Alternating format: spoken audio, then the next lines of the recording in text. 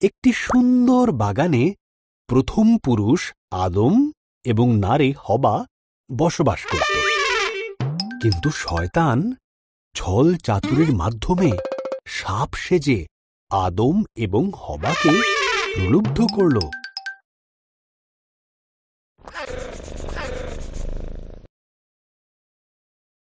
সাপ জিজ্ঞাসা করল, এইসব গাছগুলির থেকেই কি ফল খেতে ঈশ্বর তোমাদের বারণ করেছে? হবা উত্তর দিল, শুধু মাঝখানের গাছটির ফল খেতে বারণ করেছে। যদি খাই তাহলে মারা যাব। সাপ বলল, তুমি মারা যাবে না। ঈশ্বরের ওই গাছ থেকে ফল খেতে না দেওয়ার পেছনে বিশেষ কারণ আছে। যদি তুমি খাও তবে তার মতন হয়ে যাবে।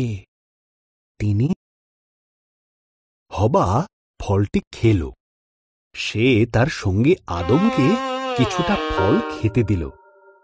আদমও ফলটি খেল এবং খাবার পরেই তারা এমন কিছু জানতে পারল যা তাদের জানা ছিল না।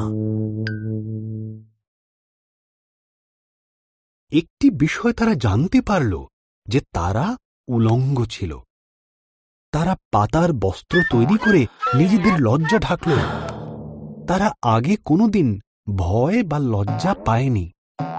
তাই তারা বুঝল কিছু একটা ভুল হয়েছে। ঈশ্বর ডাকলেন, আদম, হবা। আদম উত্তর দিল, আমরা লুকিয়ে আছি, আমরা উলঙ্গ। ঈশ্বর দীর্ঘশ্বাস ফেলে বললেন, তোমরা ওই গাছের থেকে ফল খেয়েছ, তাই তোমরা জানো। তখন আদম হবাকে দোষ দিল, আর হবা সাপকে দোষ দিল।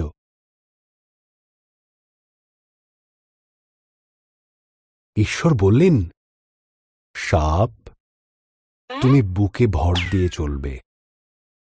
এক নারীর পুত্র সন্তান তোমাকে পরাজিত করবে।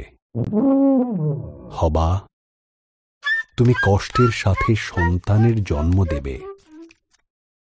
আদম, তোমাকে খাবার সংগ্রহের জন্য অনেক কষ্ট করতে হবে।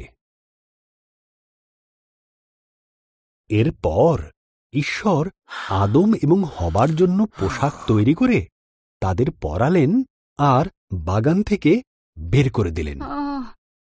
ঈশ্বর এক স্বর্গদূতকে জ্বলন্ত তলোয়ার হাতে দিয়ে সেখানে রাখলেন, যাতে তারা আর ফিরে আসতে না পারে।